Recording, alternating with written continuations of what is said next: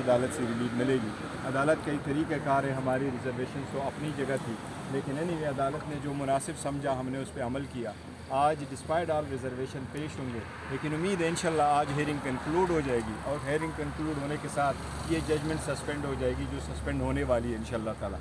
थोड़ा ही वक्त बाकी है इंशाल्लाह ताला। सर आप लोग पहले भी बहुत पुरएतमाद थे खान साहब रिहाई ये पिछले एक हफ्ते से, लेकिन उसके बावजूद भी खान साहब रिहाने तो आज फिर मुलतवी होता हुआ नज़र आ रहा है कि नहीं, इंशाल्लाह ताला आज मुलतवी नहीं होगा, क्योंकि अदालत ने जो उनको टाइम देना था वो दे चुके हैं और अदालत ऑलरेडी आर्डर कर चुकी है कि अगर कोई ना भी पेश हुआ तो फिर भी अदालत हुक्म सादर फरमाएगी, क्योंकि अदालत ही मुहाफ़िज़ है लोगों के फंडामेंटल राइट्स का। और हमें पूरा कभी यकीन है इंशाल्लाह ताला कि आज अदालत इस पर फैसला करेगी। ये थोड़ा सा बताइए कि खान साहब को ज़मानत मिलती क्या उनकी रिहाई मुमकिन है? देखो इंशाल्लाह ताला रिहाई मुमकिन है आज। उसकी रीज़न यही है कि एज़ वी स्पीक आइन के आर्टिकल 10 में लिखा है कि अगर कोई किसी को अरेस्ट करे तो विदिन 24 आवर्स उसको आपने ग्राउंड्स ऑफ अरेस्ट भी बताने और आपने उनको रीजन देनी है और आपने उसको अरेस्ट करके शो करना है।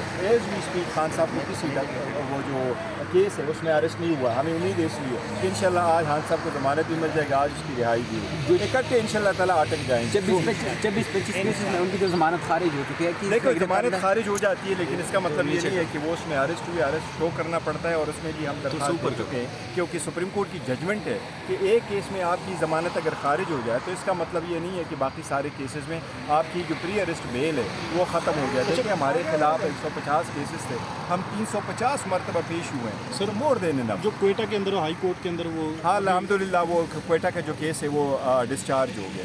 देखिए ना हमारे खिलाफ सारे केसेस ऐसे बनाए थे, मनसूख कर दिए FIR। वो बेसिकली FIR की मनसूखी नहीं होती, FIR इंटैक्ट रहता है, पर उसमें से एक्यूज का नाम निकाला जाता है कि उसके खिलाफ केस नहीं है तो है। PTI पे जो क्या नहीं हुई? नहीं ढीले नहीं है इंशाल्लाह ताला। खाब का खान डील करने वाला।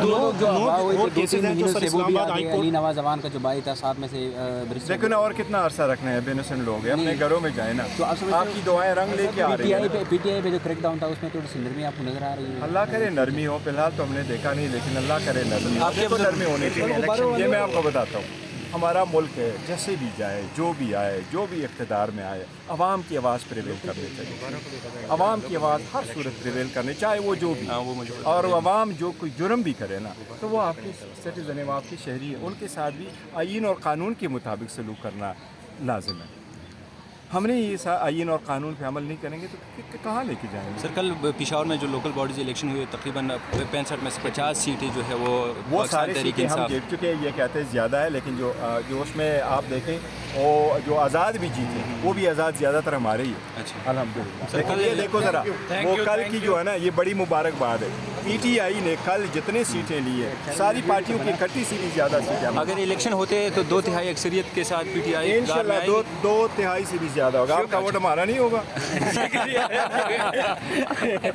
ये थे जी बैरिस्टर गौहर, और ये अभी उन्होंने आपके सामने बात की है। आप इस टाइम इस्लामाबाद हाई कोर्ट के बाहर के ये लाइव मनाज़र आप देख रहे हैं और इस वक्त एक तगड़ी किस्म की सिक्योरिटी भी है और मीडिया भी, मेन स्ट्रीम मीडिया भी पहुंचा हुआ है। बैरिस्टर गौहर वकला पाकिस्तान तहरीक इंसाफ के भी पहुंचे हुए हैं और एक बड़ी तादाद में ये आप देख सकते हैं लाइव मनाज़र।